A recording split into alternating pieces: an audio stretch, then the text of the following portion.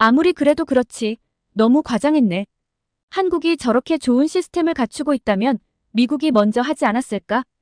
여기 미국 ABC 방송국 스튜디오, 이 방송국의 간판 프로그램이자 시청률 1위를 놓치지 않는 생방송 토크쇼인 라이브 위드 켈리 앤 마이클에 출연한 한국계 미국인 배우 데니얼 떼킴의 이야기를 들으며 비웃고 있습니다.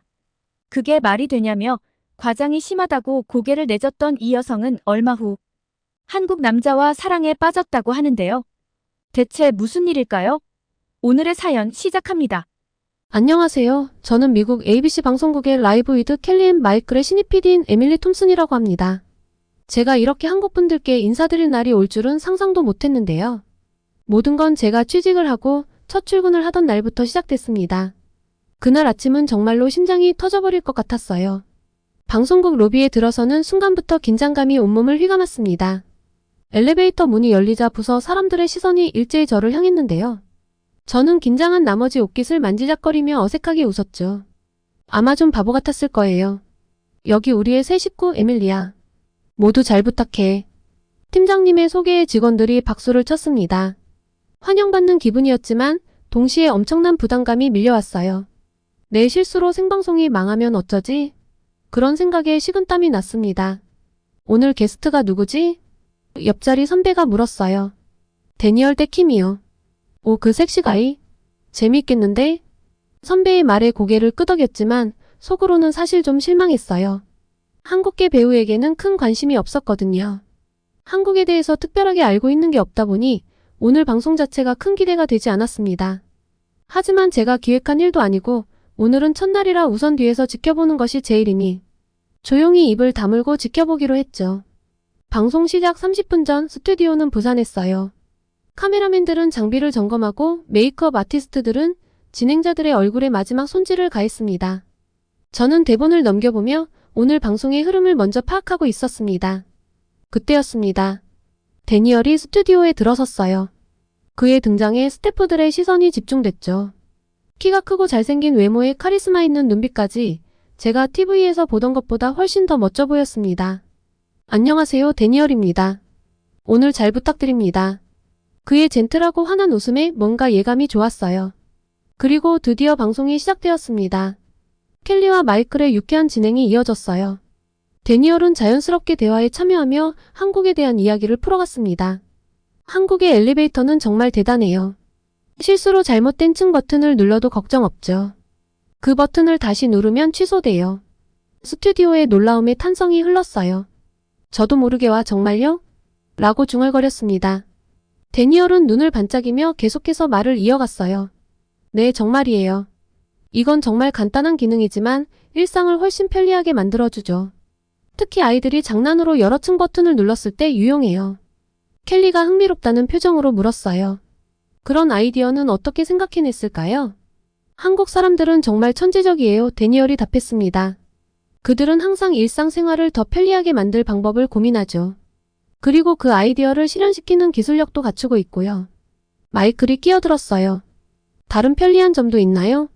데니얼은 활기차게 고개를 끄덕였어요. 물론이죠. 레스토랑에서도 마찬가지예요. 각 테이블마다 작은 버튼이 있어서 서버를 부를 수 있어요. 기다릴 필요가 없죠. 관객들 사이에서 또다시 감탄의 소리가 들렸습니다. 정말 편리하겠어요. 켈리가 말했어요. 우리나라 레스토랑에서 종업원을 부르려고 손을 들고 있는 걸 생각하면 우리도 이런 걸 도입할 필요가 있죠. 그러고 보니 저 한국 식당에서 이런 벨을 본 것 같네요. 쓰는 방법을 몰라서 못 썼어요. 이제 쓸 수 있겠는데요? 정말 효율적이네요. 데니얼이 웃으며 덧붙였어요. 맞아요. 이 시스템 덕분에 손님들은 더 편안하게 식사를 즐길 수 있고 직원들도 효율적으로 일할 수 있죠. 테이블에 있는 버튼을 누르면 직원의 단말기에 알림이 가요. 그래서 어느 테이블에서 서비스가 필요한지 바로 알 수 있죠. 와, 대단하네요. 마이클이 감탄했어요. 이런 시스템이 미국 전역에 도입되면 좋겠어요. 데니얼은 고개를 끄덕이며 말을 이었습니다. 네, 정말 유용해요. 그리고 이건 한국의 서비스 문화를 잘 보여주는 예시 중 하나예요. 한국에서는 고객 편의를 정말 중요하게 생각하거든요. 스튜디오의 분위기는 한국의 혁신적인 아이디어에 대한 흥미로 가득 찼어요. 저는 좀 이해가 가지 않았습니다. 한국이 그렇게 작은 부분까지 발달을 했다는 것이 잘 믿어지지 않았거든요. 물론 제가 한국에 대해서 잘 알지 못해서일 수도 있겠지만 말이죠. 방송이 끝나고 나서도 데니얼의 이야기는 스태프들 사이에서 화제였습니다. 모두들 한국의 앞선 기술과 편의시설에 대해 놀라워했어요. 에밀리, 너 한국 가봤어? 동료의 질문에 고개를 저었습니다. 아니요, 못 가봤어요. 사실 한국에 대해 잘 몰라서 오늘 이야기들이 좀 생소하네요. 나도 그랬어. 근데 오늘 데니얼 이야기 들으니까 가보고 싶어지더라. 약간의 의아함과 호기심을 품고 퇴근하는 길 카페에 잠깐 들렀는데 한 여성이 아이패드를 가지고 한국 드라마를 보더라고요. 커피를 테이크아웃해서 나오면서 지켜봤는데 아이패드에서 눈을 못 떼고 너무나 재미있다는 표정으로 보는데 괜히 궁금하더라고요. 여러 가지 생각이 들었던 첫 출근날 집에 돌아가니 어머니께서 반겨주셨습니다. 에밀리, 첫 방송은 어땠어? 괜찮았어요, 엄마. 근데 오늘 게스트가 한국 얘기를 하는데 정말 신기하더라고요. 엄마의 눈이 반짝였어요. 오, 한국? 나도 요즘 한국 드라마에 빠졌단다. 정말 재미있어. 엄마의 말에 놀랐습니다. 엄마도 한국 드라마를 봐요? 그럼 요즘 한국 배우들이 얼마나 멋진지 몰라. 특히 남자 배우들 말이야 정말 근사해. 엄마의 말에 피식 웃음이 나왔어요. 제가 비웃는 얼굴을 하자 엄마가 저를 잡아 끌더라고요. 에밀리, 이리 와서 봐. 이 사람 얼마나 잘생겼는지 봐. 게다가 저 매너, 저 눈빛. 엄마의 말에 시선을 TV로 돌렸습니다.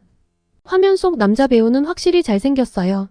하지만 이런 건 믿을 수 없다고 생각했죠. 엄마, 정말 한국 남자들이 다 저렇게 생겼을까요? 엄마는 키득거리며 대답하셨습니다.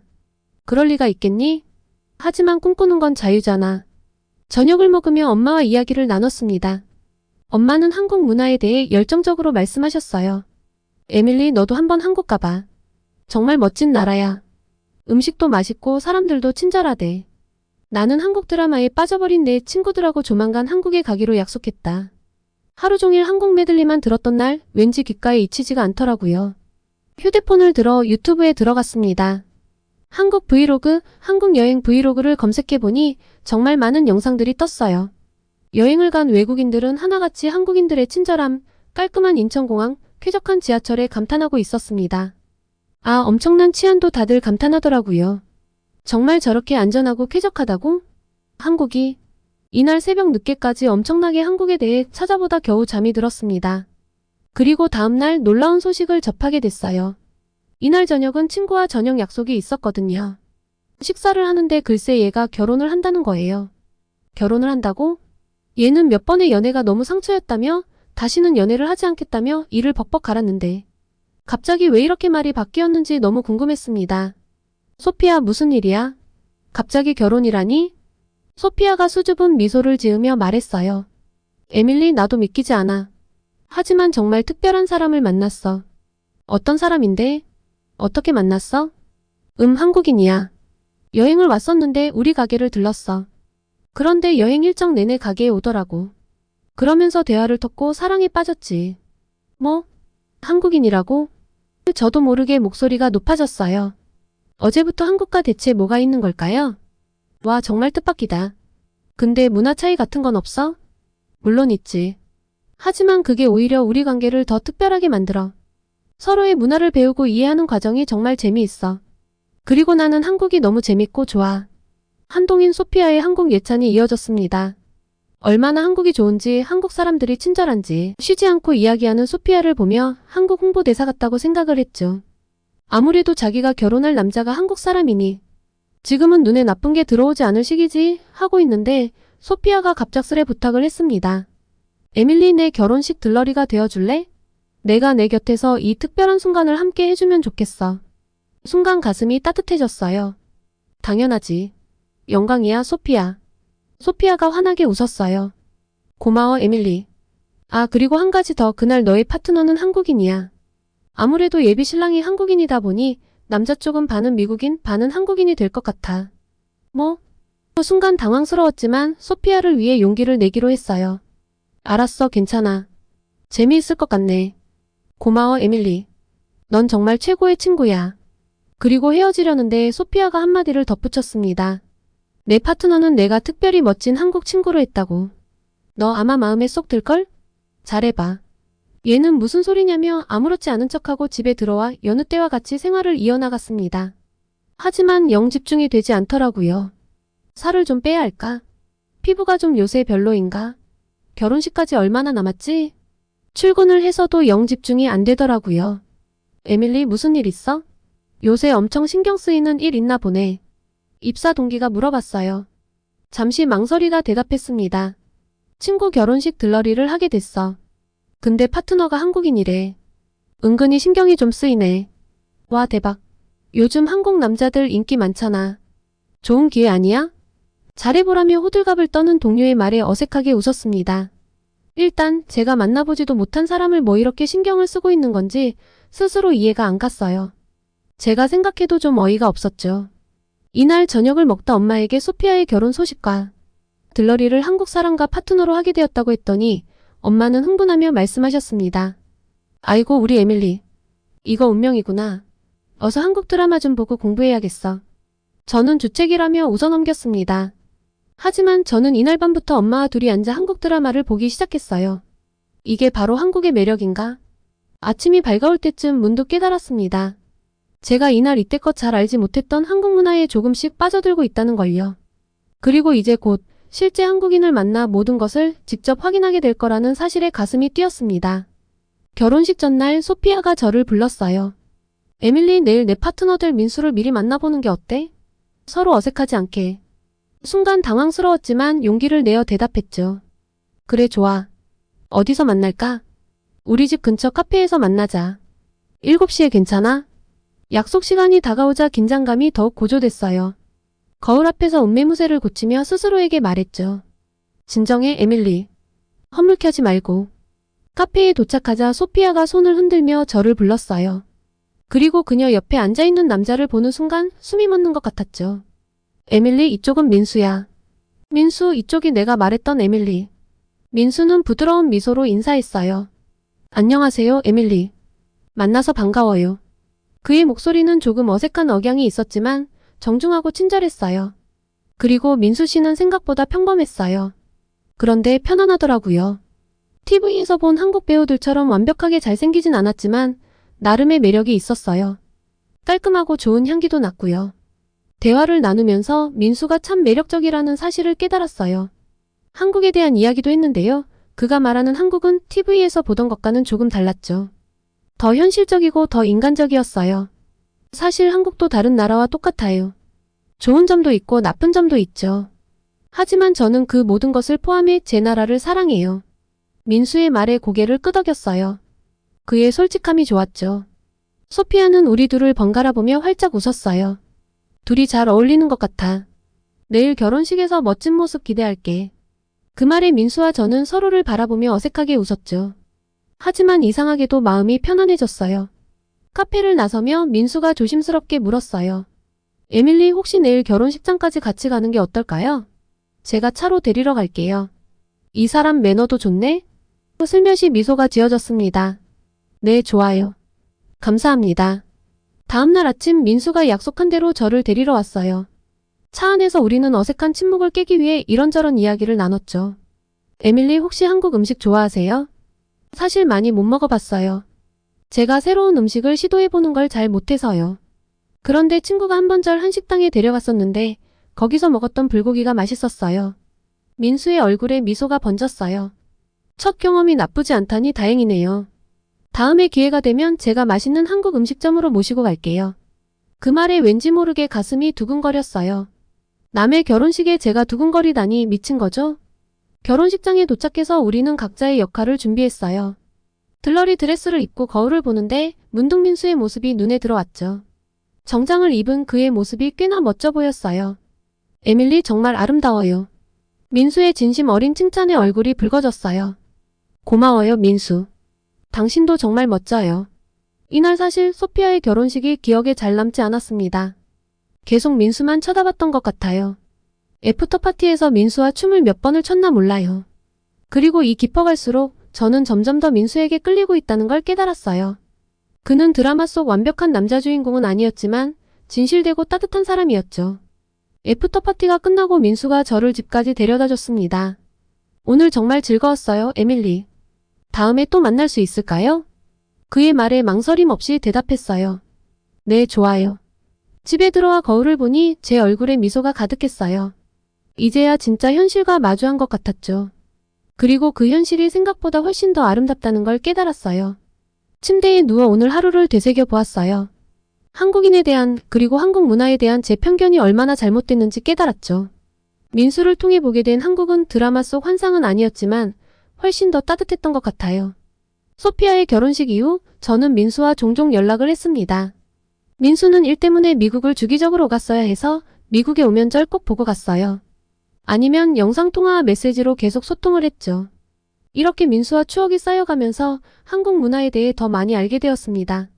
어느 날 민수가 통화 중에 흥미로운 제안을 했어요. 에밀리, 이번 휴가에 한국에 가보는 게 어때요? 제가 가이드가 되어드릴게요. 순간 가슴이 뛰었어요. 한국을 직접 가보고 싶다는 생각은 있었지만 막상 그 기회가 눈앞에 오니 망설여졌죠. 좋아요. 하지만 좀 무서워요. 언어도 모르고 문화도 잘 모르는데. 민수가 따뜻하게 미소 지었습니다. 걱정 마세요. 제가 옆에 있을 거예요. 그리고 한국 사람들은 외국인들에게 정말 친절해요. 그의 말에 용기를 내어 동의했어요. 알겠어요, 가보죠. 여행 준비를 하면서 설렘과 긴장이 교차했어요. 민수는 세심하게 일정을 짜주었고 저는 한국어 기초를 배우기 시작했죠. 안녕하세요, 감사합니다 같은 간단한 인사말부터 시작했습니다. 드디어 한국행 비행기에 올랐을 때 가슴이 두근거렸어요. 긴 비행 끝에 인천공항에 도착했죠.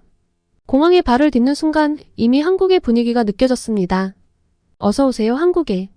민수가 환하게 웃으며 말했어요.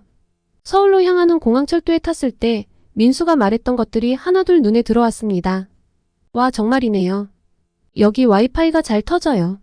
민수가 웃으며 대답했어요. 그렇죠. 한국은 인터넷 속도가 세계에서 가장 빠른 나라 중 하나예요. 지하철로 환승해서 호텔로 찾아가는 길 역시 어렵지 않았습니다. 제가 혼자 찾아가 보고 싶다고 해서 민수 씨가 일부러 도와주질 않았는데요. 노선도만 보고도 충분히 찾아갈 수 있었어요. 게다가 쾌적해서 뉴욕의 지하철을 떠올려보면 저는 감탄할 수밖에 없었죠. 호텔에 짐을 풀고 나서 우리는 첫 번째 목적지로 향했어요. 바로 명동이었죠. 거리는 사람들로 북적였고 화려한 간판들이 시선을 사로잡았어요. 여기가 바로 한국의 쇼핑 중심지예요. 화장품 매장도 많고 길거리 음식도 유명하죠. 민수의 말대로 이곳저곳에서 맛있는 냄새가 풍겼어요. 떡볶이, 붕어빵, 호떡. 드라마에서 봤던 음식들을 조금씩 맛보며 한국과 친해지는 시간을 가졌습니다. 관광객들이 많이 오는 곳이라 그런가 영어로 의사소통도 너무너무 편하고 좋은 것도 한국에 대한 호감도를 올리는데 한몫했습니다. 좀 정신없었지만 여행을 온 느낌이 확실히 나서 엄청 신나더라고요. 하지만 제가 제일 기대한 일정은 따로 있었습니다. 그 유명한 한국의 안전함, 치안을 제대로 느껴보고 싶었거든요. 혼자 왔다면 용기를 낼 수 없었을 텐데 민수와 함께니까 괜찮을 거라는 생각이 있었죠. 해가 서서히 내려앉을 시간 한강공원을 갔습니다. 드라마에서 보던 치맥도 해보고 산책도 했죠. 제가 조금 고민했던 안전 문제는 정말 쓸데없는 것이었습니다.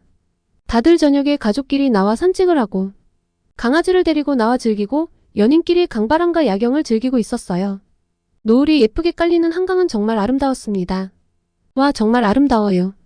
황홀한 풍경에 너들 잃고 말았어요. 민수가 조용히 제 손을 잡았어요. 에밀리, 한국이 마음에 드나요? 고개를 끄덕였어요. 네, 정말 좋아요. 생각했던 것보다 훨씬 더 멋져요. 다음날 우리는 고궁 투어를 했어요. 경복궁의 웅장한 모습에 압도되었죠. 여기가 조선시대 왕들이 살던 궁전이에요. 600년이 넘는 역사를 가지고 있죠. 민수의 설명을 들으며 한국의 역사와 문화에 점점 더 매료되어 갔어요. 전통 한복을 입고 궁 안을 거닐며 사진도 찍었죠. 에밀리, 한복이 정말 잘 어울려요. 민수의 칭찬에 얼굴이 붉어졌습니다. 이제는 제가 여행을 하러 온 것인지 아니면 데이트를 즐기러 온 것인지 불분명해졌죠. 이날 저는 한복을 입고 사진을 정말 몇백 장은 남겼던 것 같습니다. 그래도 의미 있는 순간들이 꽤 있었어요. 민수의 추천에 따라 대한민국 역사박물관도 가보고 서울 역사박물관도 가봤거든요. 도슨트의 설명과 함께하니 관람이 어렵지 않았습니다. 이해하기도 쉬웠고요. 그날 저녁 저를 호텔로 바래다주는 길에 민수가 묻더군요. 에밀리, 한국에 대해 오기 전후 변화가 어때요? 생각이 변한 게 있어요? 잠시 생각에 잠겼다가 대답했어요. 정말 복잡한 나라예요. 아름답고 현대적이면서도 동시에 아픈 역사를 간직하고 있죠. 그런데 그 모든 것이 한국만의 독특한 매력을 만들어내는 것 같아요. 민수가 만족스럽게 미소 지었어요. 맞아요. 한국은 그런 나라예요. 시간이 정말 빠르게 흘러 어느덧 귀국을 해야 하는 날이 다가왔습니다. 마음이 무거웠어요. 이제 한국을 떠나야 한다는 생각에 아쉬움이 밀려왔죠. 민수 씨 고마워요. 덕분에 정말 좋은 추억을 만들었어요. 민수가 제 손을 꼭 잡았어요. 그의 손길에서 따뜻함이 전해져 왔습니다. 에밀리, 다음에 또 와요. 그때는 더 많은 것을 보여줄게요. 잠시 침묵이 흘렀어요. 서로의 눈을 바라보며 말로 표현하지 못한 감정들이 오갔습니다. 제 마음속에서 무언가가 울컥 쏟아올랐지만 동시에 현실적인 고민도 들었어요. 민수 씨, 사실 이번 여행 동안 많은 걸 느꼈어요. 하지만 민수의 눈빛이 깊어졌어요. 하지만요. 깊은 숨을 내쉬며 말했어요. 우리 사이의 거리가 너무 멀어요. 한국과 미국. 어떻게 해야 할지 모르겠어요. 민수가 제 손을 더 꼭 잡았어요. 에밀리, 거리는 문제가 되지 않아요. 우리가 원한다면 방법은 있을 거예요. 하지만 현실적으로 생각해봐요. 서로 다른 나라에서 살고 있고 문화도 다르고. 민수가 제 말을 부드럽게 끊었어요. 에밀리, 당신 마음은 어때요? 정말로 우리 사이에 뭔가 있다고 생각하지 않나요? 그의 직설적인 질문에 가슴이 떨렸어요.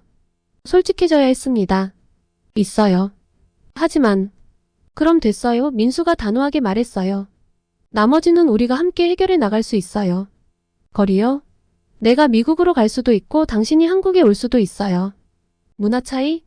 그건 우리가 서로를 더 이해하고 성장할 수 있는 기회가 될 거예요. 민수의 확신에 찬 목소리에 제 마음의 벽이 조금씩 무너지는 걸 느꼈어요. 정말 그렇게 생각해요. 네, 확신해요. 에밀리, 우리 시작도 하기 전에 겁내는 건 너무 아깝지 않아요? 저는 에밀리 당신과 함께라면 그 무엇도 걸림돌이 되지 않을 거라고 생각해요. 걸림돌이 있어도 같이 손을 잡고 넘어가면 되죠. 민수의 말에 용기가 생겼어요. 저도 그러고 싶어요. 조금 두렵지만 민수 씨와 함께라면 할 수 있을 것 같아요. 민수가 환하게 웃었어요. 고마워요, 에밀리. 우리 앞으로 더 많은 추억을 만들어가요. 거리는 멀지만 마음만은 가깝게요. 네, 그래요. 우리 함께 노력해봐요. 공항의 소음 속에서도 우리의 마음은 더욱 가까워졌어요. 이별의 순간이 아쉬웠지만 동시에 새로운 시작에 대한 기대와 설렘으로 가슴이 벅차올랐습니다. 비행기에 오르며 마지막으로 한국 땅을 바라봤어요. 일주일 전과는 완전히 다른 마음이었죠. 이제 한국은 그저 지도 위의 한 나라가 아니었어요. 제 마음속에 특별한 장소로 자리 잡았죠. 집에 도착해서 가장 먼저 한 일은 엄마에게 한국 여행의 후일담을 이야기하는 것이었습니다. 엄마, 다녀왔어요. 한국 정말 멋진 나라더라고요. 엄마의 목소리가 들뜬 것 같았어요. 정말? 어땠어? 다 얘기해줘. 한국에서의 경험을 하나하나 얘기하다 보니 다시 가고 싶다는 생각이 들었어요. 그리고 문득 깨달았죠. 제가 한국에 대한 편견을 완전히 버렸다는 걸요. 그리고 민수가 몹시 보고 싶었습니다. 어쩌죠? 정말 사랑에 빠져버렸나 봐요. 그날 밤 베개에 기대어 앉아 한국에서 찍은 사진들을 다시 봤어요. 그리고 민수에게 메시지를 보냈죠. 민수 씨, 다음에 한국 갈 때는 제주도도 가보고 싶어요. 곧바로 답장이 왔어요. 좋아요, 에밀리. 다음에는 제주도로 갈까요? 그곳도 정말 아름다운 곳이에요. 눈을 감으며 생각했어요. 이번 여행으로 끝이 아니야. 이제 시작이지. 그렇게 저는 한국이라는 나라, 그리고 한국 문화와 깊은 인연을 맺게 되었어요. 그리고 이 인연은 앞으로 제 인생을 어떻게 바꿔놓을지 저도 모르겠어요. 하지만 한 가지 확실한 건 이제 제 세계가 훨씬 더 넓어졌다는 거예요. 그리고 제게는 한국과 얽혀서 한 번 더 새로운 세계가 열렸습니다. 그동안 민수 씨와 계속해서 연락을 하며 한국에 대한 이해가 깊어지고 있던 시기, 회사에서 흥미로운 제안을 받았어요. 에밀리, 한국의 대중문화를 소개하는 특별 프로그램을 기획해보는 게 어떨까? 팀장님의 제안에 가슴이 뛰었어요. 제가 경험한 한국을 많은 사람들에게 소개할 수 있는 기회였으니까요. 정말 좋은 아이디어 같아요. 열심히 준비해보겠습니다. 그날 저녁 민수 씨에게 전화를 걸어 조언을 구했어요. 민수 씨, 한국 대중문화를 다루는 프로그램을 기획하게 됐어요. 어떤 내용을 다루면 좋을까요? 민수 씨는 잠시 생각하더니 흥미로운 제안을 했어요. 요즘 미국에서도 케이팝이나 한국 드라마가 많이 알려졌잖아요. 그래서 아직 미국인들이 잘 모르는 장르를 소개해보면 어떨까요? 한국에서는 중장년층에게 인기가 많은 트로트 가수들이 있어요. 우리 아빠는 송가인, 엄마는 임영웅 팬이세요. 그런데 신기한 건 미국의 중장년층도 이 노래에 반응하더라고요. 이걸 다뤄보면 좀 참신할 것 같은데. 트로트요? 처음 들어보는데 어떤 음악인가요? 한국의 전통적인 대중음악이에요. 감성적이고 구성진 노래가 특징이죠. 젊은 층에서도 요즘 인기가 많아지고 있어요. 민수 씨의 제안에 흥미가 생겼어요. 그렇군요. 들어보고 싶어요. 혹시 어떻게 검색하면 될까요? 민수 씨는 즉시 몇 곡을 공유해 주었어요. 처음엔 낯설었지만 듣다 보니 묘한 매력이 있었죠. 와, 이런 음악이라니. 생각보다 좋은데요? 나이 든 분들이 듣는 음악이라고 해서 통할까 걱정했는데 제가 들어도 정말 좋네요. 민수 씨가 웃으며 말했어요. 그렇죠. 트로트는 세대를 아우르는 매력이 있어요. 미국 시청자들도 좋아할 것 같아요. 적어도 다른 방송에서 아직 제대로 다룬 적이 없으니 차별화도 될 것 같네요. 이 아이디어를 가지고 다음날 회사에서 기획회의를 했어요. 팀원들의 반응이 뜨거웠죠. 와, 신선한데? 우리가 몰랐던 한국 음악을 소개하는 거니까 더 흥미롭겠어. 맞아요. K-팝만 다루면 식상할 수 있는데 이건 새로워요. 회의가 끝난 후 팀장님이 저를 불렀어요. 에밀리, 정말 좋은 아이디어야. 지금 내부에서 긍정적으로 논의 중이야. 이 프로그램이 실현되면 큰 반향을 일으킬 것 같아. 그 말을 들으니 가슴이 벅차올랐어요. 제가 한국에서 경험한 것들이 이렇게 의미 있는 결과로 이어질 수 있다니 정말 기뻤죠. 그날 저녁 민수 씨와 통화하며 회사의 반응을 전했어요. 민수 씨, 정말 고마워요. 덕분에 좋은 아이디어를 얻었어요. 회사에서도 긍정적으로 검토 중이래요. 민수 씨가 따뜻하게 미소 지었어요. 다행이네요. 에밀리가 한국 문화를 이해하고 알리는데 힘쓰는 모습을 보니 저도 뿌듯해요. 그의 말에 가슴이 따뜻해졌어요. 문득 이 몇 개월간의 여정이 떠올랐죠. 한국에 대한 편견으로 시작했지만 이제는 그 문화의 아름다움을 널리 알리고 싶어하는 제 모습이 신기했어요. 민수 씨, 이 모든 게 당신 덕분이에요. 한국을 알게 해줘서 고마워요. 영상통화화면 속 민수 씨가 활짝 웃었습니다. 멀리 떨어져 있지만 우리 사이에 특별한 감정이 흐르는 것을 느꼈죠. 하지만 동시에 이게 끝이 아니라 새로운 시작이라는 것도 알고 있습니다. 앞으로 민수 씨와 계속 함께 하려면 다양한 것들을 헤쳐나가야 하겠지만 한 가지 확실한 건 이 여정이 제 인생에서 가장 아름다운 챕터가 될 거라는 거예요. 한국 그리고 민수 씨와 함께. 제가 민수 씨와 그려나가는 이야기를 계속 응원해주세요. 또 메일 보내겠습니다. 오늘 영상 재미있게 보셨나요? 아직 구독과 좋아요를 눌러주시지 않은 분들이 계시다면 구독과 좋아요를 꼭 눌러주시고 감동 저장소 구독자 여러분들을 위한 특별한 혜택을 만나보세요. 정말 좋은 기회로 명품 브랜드인 에르메스의 헤어 바디 트래블 키트를 소개해드릴 수 있게 되었는데요. 시즌에 구애받지 않고 남녀노소 누구나 좋아할 선물용 구성으로 부담 없는 가격, 누구나 좋아할 고급스러운 향으로 구성된 트래블 키트입니다. 싱그러움이 가득한 에르메스의 상징적인 향을 담은 선물로 주는 분과 받는 분 모두 품격을 높여보세요. 에르메스의 헤어 바디 제품이 궁금하셨던 분들께도 강력히 추천드립니다. 더 이상 중국의 미래는 없어요. 전 한국으로 가야겠어요. 여기 중국 북경대 출신의 촉망받는 엘리트가 있습니다.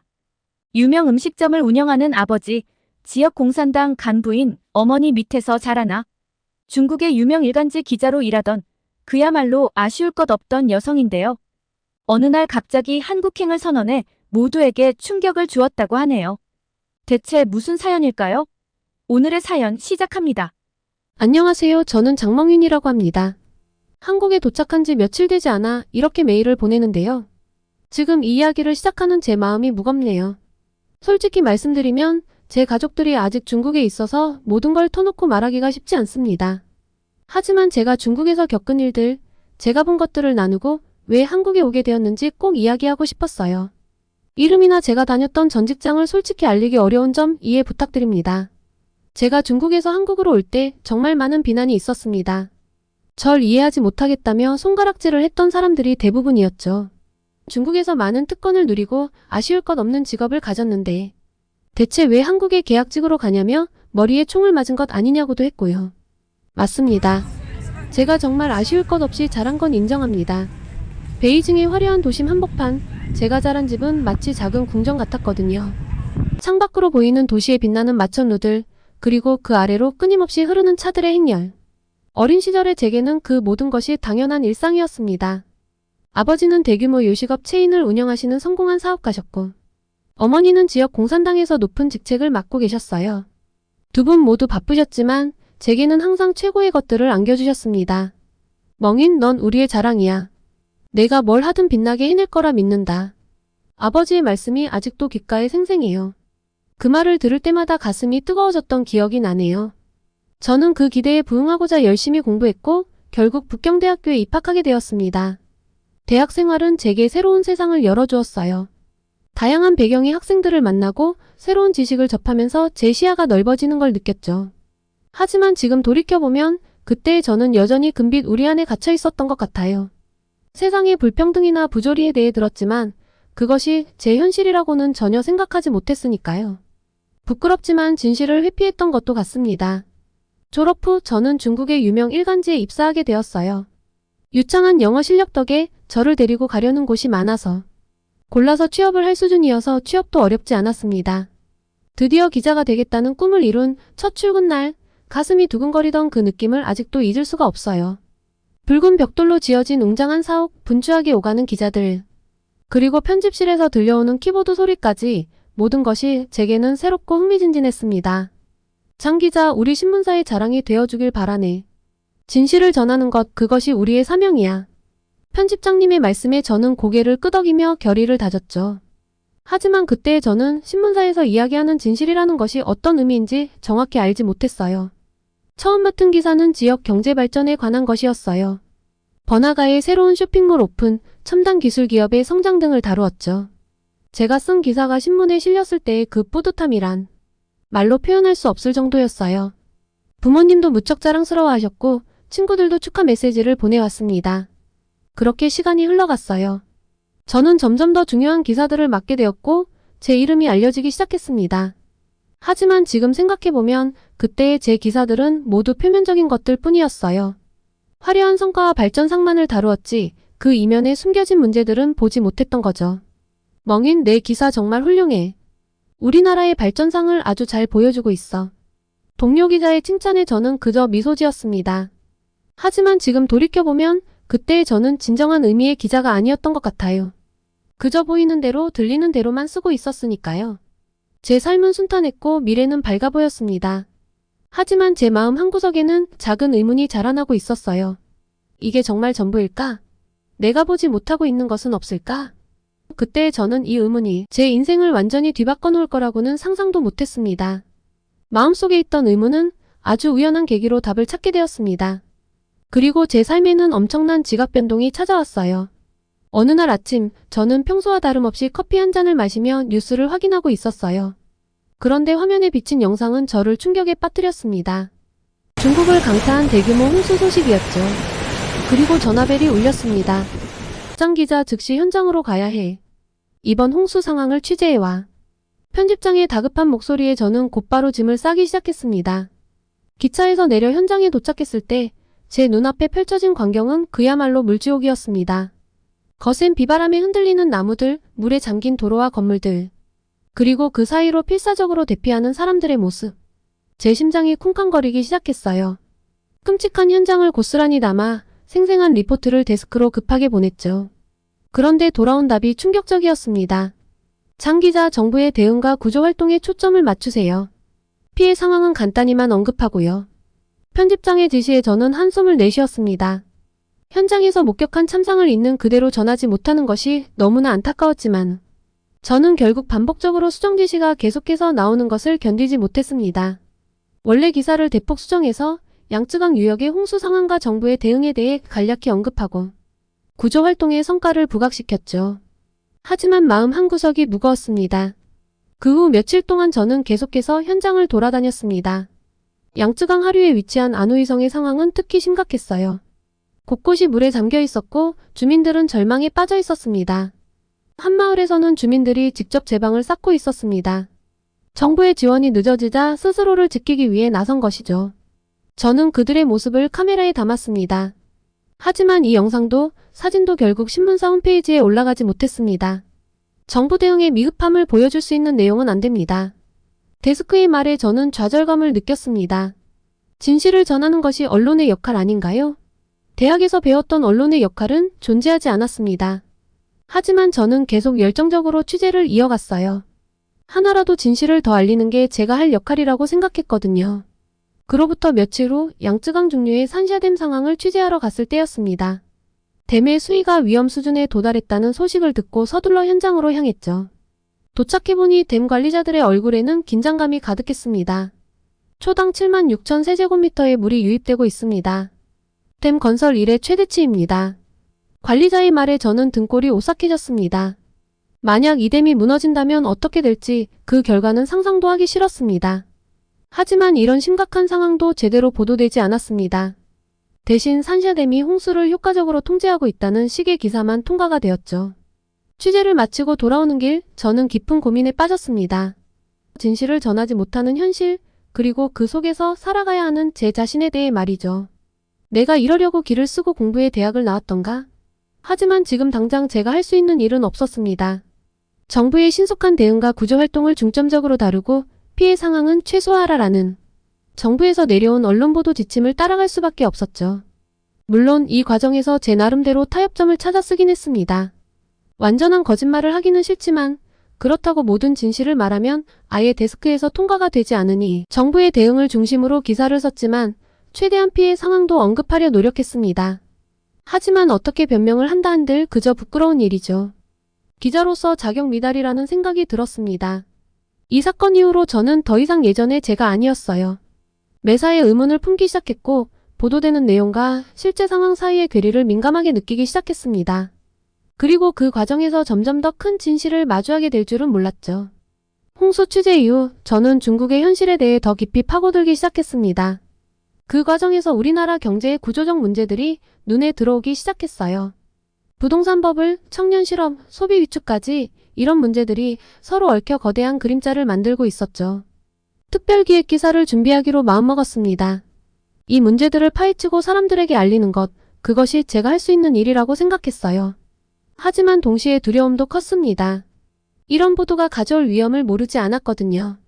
취재를 시작했습니다. 첫 번째로 부동산 버블 문제를 다뤘어요. 베이징, 상하이, 선전 등 대도시의 집값은 천정부지로 치솟아 있었습니다. 평범한 직장인이 평생 모아도 집 한 채 사기 힘든 상황이었죠. 저희 부부는 둘 다 대기업에 다니는데도 집 살 엄두를 못 내요.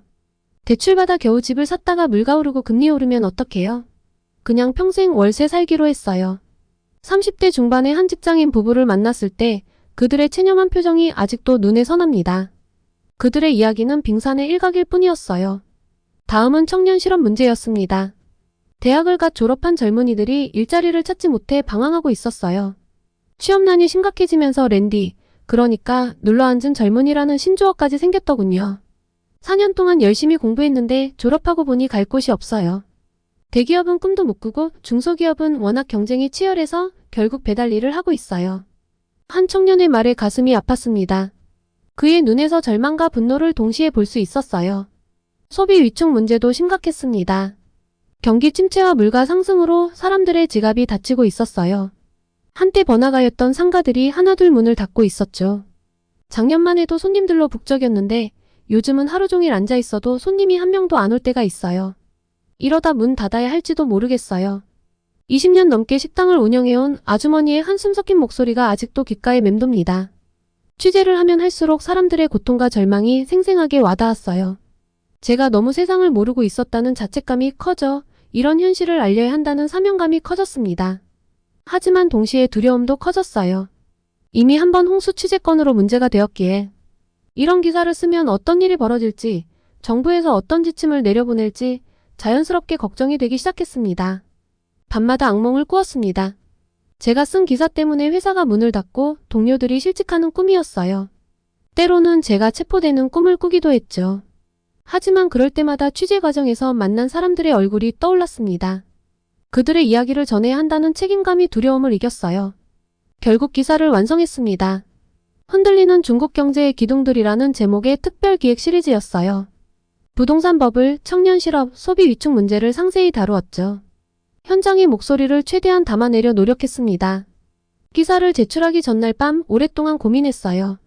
이 기사가 세상에 나가면 어떤 일이 벌어질까? 내 인생이 어떻게 바뀔까? 하지만 이내 마음을 다잡았습니다.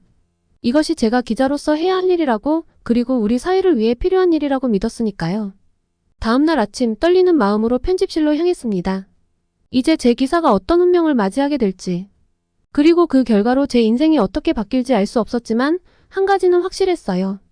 저는 이미 예전에 제가 아니었다는 것, 그리고 앞으로도 진실을 추구하는 기자로 살아가겠다는 것.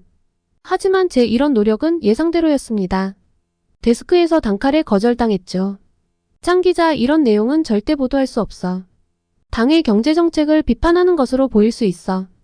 편집장의 목소리는 단호했습니다. 저는 참을 수 없었습니다.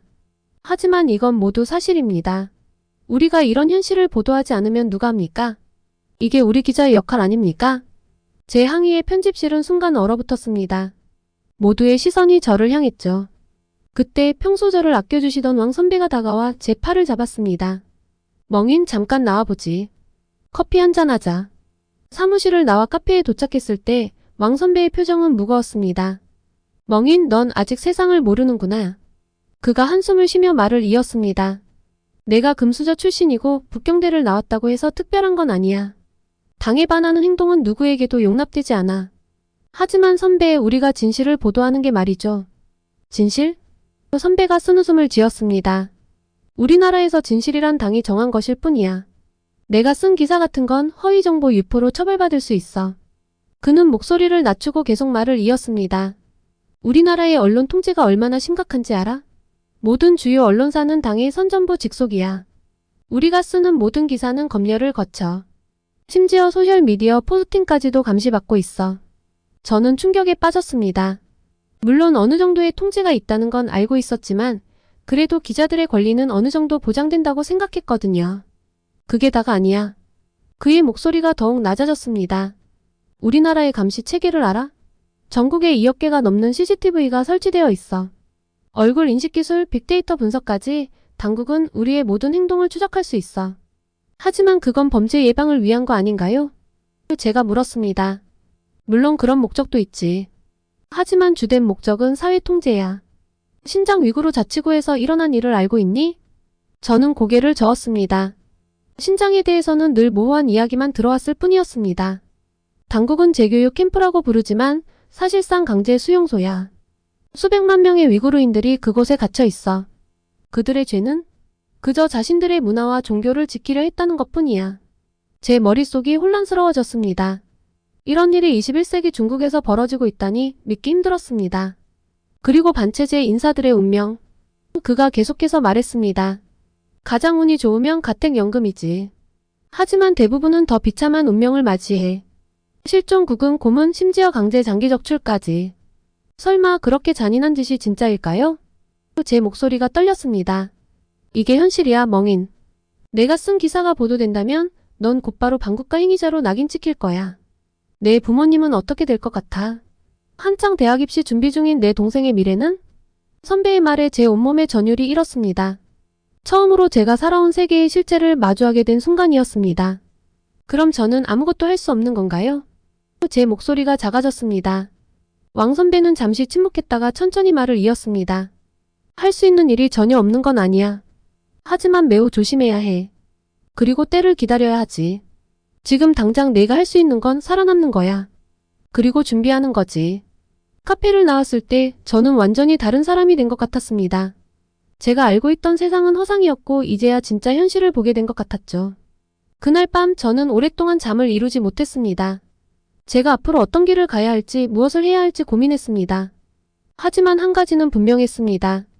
더 이상 예전의 저로 살아갈 순 없다는 것.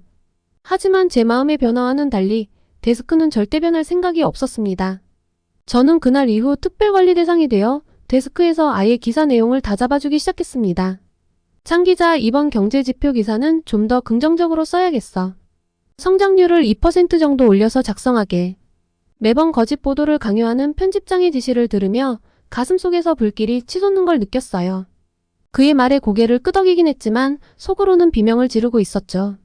사무실을 나와 화장실로 향했습니다. 거울 속 제 모습은 창백하고 지쳐 보였어요. 이게 정말 내가 꿈꾸던 기자의 모습일까? 물을 세차게 틀어 얼굴을 적시며 스스로에게 물었습니다. 그날 밤 집으로 돌아가는 지하철에서 인터넷을 뒤지다 우연히 한국인 광고를 보게 됐어요. 한국의 한 신문사에서 중국 담당 기자를 찾고 있다는 내용이었습니다. 한국어 능력이 아니라 영어 능력만 된다면 지원이 가능하다고 써 있었습니다. 그 순간 마치 운명의 손길이 저를 이끄는 것 같았어요. 이게 내 기회일까? 생각하며 광고를 몇 번이고 다시 읽었습니다. 한국이라 그곳에서라면 진실을 말할 수 있을까? 가슴이 뛰기 시작했어요. 흥분과 두려움이 뒤섞인 채로 집에 도착했죠. 그날 밤 잠을 이루지 못했습니다. 머릿속엔 온갖 생각들이 꼬리에 꼬리를 물고 이어졌어요. 한국에 가면 어떤 삶이 기다리고 있을까? 부모님은 어떤 반응을 보이실까? 내가 정말 이 안전하고 편안한 삶을 뒤로하고 떠날 수 있을까? 하지만 이 고민은 오래가지 않아 제 오랜 친구 리샤를 통해 해결됐습니다. 리샤는 제 고등학교 친구로 기상캐스터로 일하고 있죠.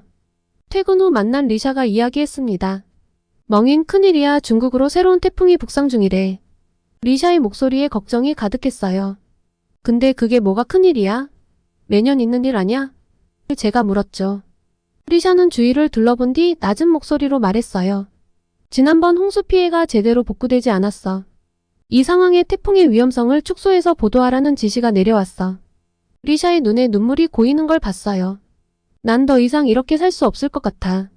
나 때문에 사람들이 죽어나가는 꿈을 꾸는데 시키는 대로 할 수밖에 없는 현실이 너무 갑갑해.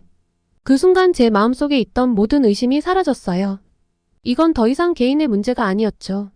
우리의 거짓말로 인해 수많은 사람들의 생명이 위험에 처할 수 있다는 사실을 깨달았어요. 리샤, 나도 더는 못 참겠어. 한국으로 갈 거야. 이날 집에 들어와 한국에서 뜬 취업 공고에 지원서를 냈습니다. 그리고 중국 생활을 정리할 준비를 하기 시작했죠. 그리고 부모님께 제 결심을 알렸습니다.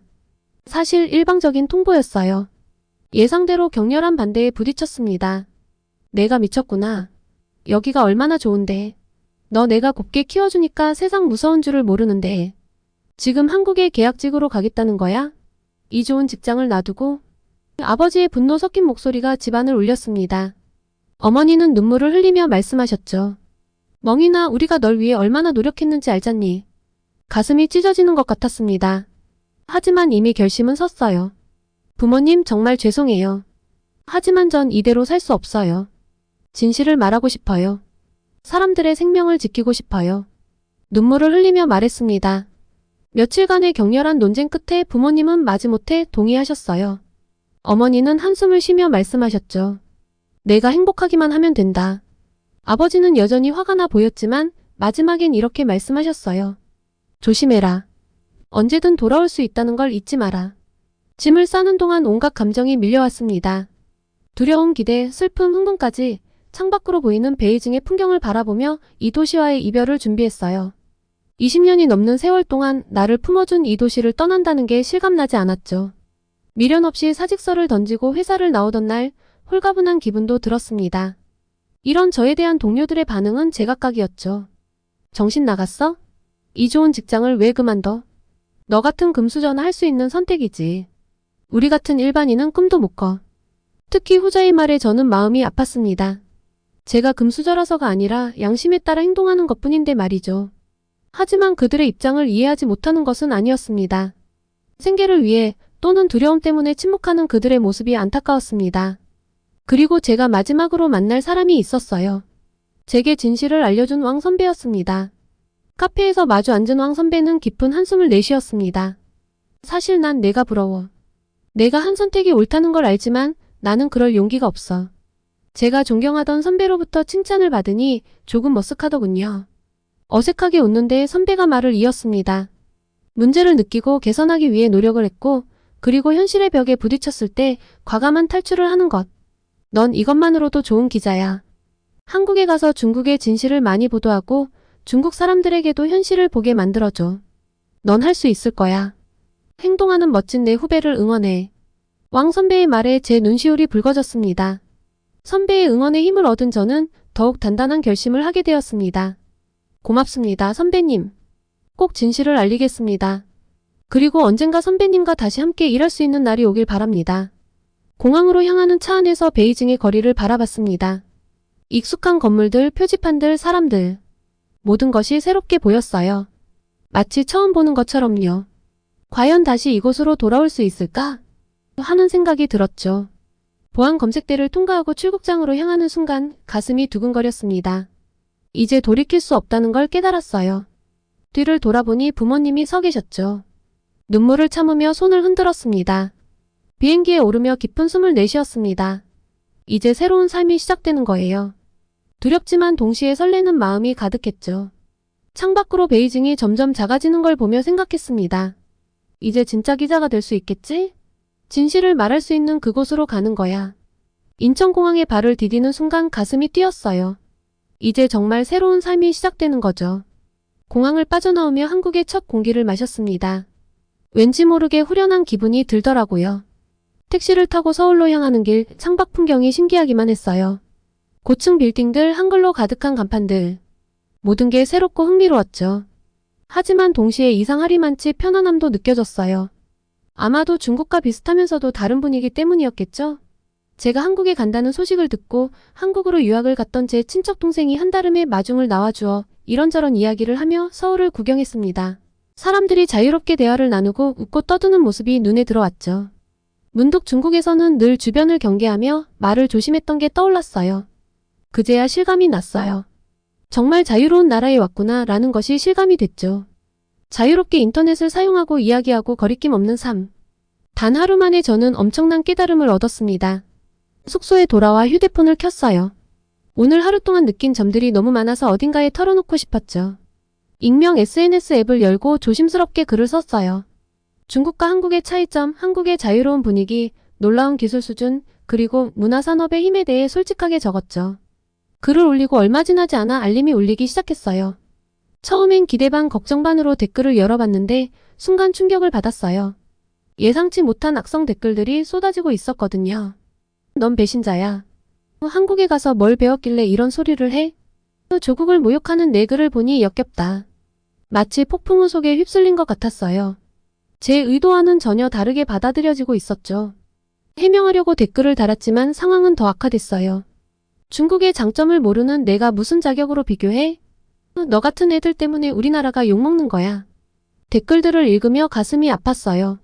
사람들이 진실을 말해줘도 진실을 받아들일 수 없을 만큼 눈과 귀가 가려졌다는 걸 다시 한번 느꼈습니다. 익명인데도 이렇게 알아서 자체 검열이 되니 중국의 언론은 발전할 수 없겠죠. 저는 진실을 이야기했을 뿐인데 왜 이렇게 공격받아야 하는 걸까요? SNS의 반응을 보니 제 결정이 옳았다는 확신이 들었습니다. 당분간 중국 생각은 하지 않고 한국에 완벽하게 적응해야지 라고 생각하며 휴대폰을 닫고 샤워를 했어요. 씻고 나와서 창밖을 바라보며 생각에 잠겼습니다. 앞으로 펼쳐질 2년이라는 시간, 얼마나 제가 변할 수 있을지, 얼마나 성장할지 기대가 됩니다. 나쁜 생각을 하지 않으려고 일부러 한국에서의 새로운 삶에 대해서만 집중했습니다. 저는 이제 자유롭게 의견을 나누고 새로운 기술을 배우고 세계적인 문화 트렌드의 중심에서 일하게 될 거예요. 그동안 꿈꿔왔던 진정한 언론인으로서의 삶을 경험할 수 있겠죠. 하지만 동시에 불안감도 컸어요. 과연 2년 후에 중국으로 돌아갈 수 있을까요? SNS에서 봤던 그 악플들이 떠올랐어요.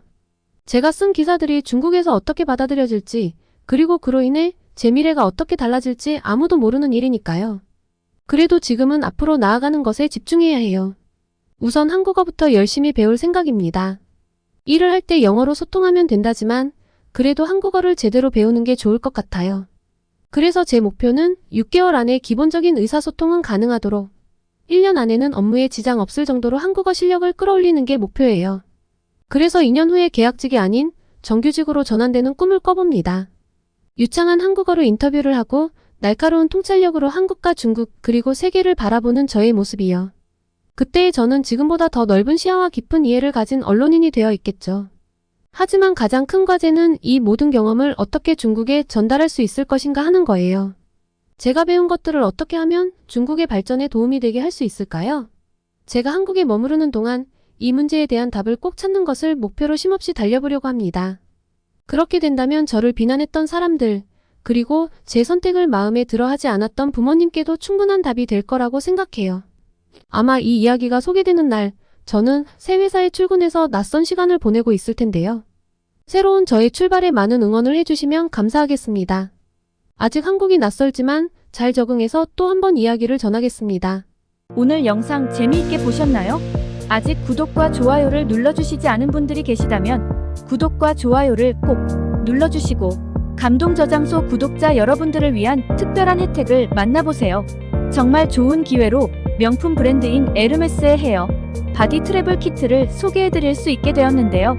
시즌에 구애받지 않고 남녀노소 누구나 좋아할 선물용 구성으로 부담 없는 가격, 누구나 좋아할 고급스러운 향으로 구성된 트래블 키트입니다. 싱그러움이 가득한 에르메스의 상징적인 향을 담은 선물로 주는 분과 받는 분 모두 품격을 높여보세요. 에르메스의 헤어 바디용품이 궁금하셨던 분들께도 강력 추천. 지금 바로 고정 댓글을 확인하세요.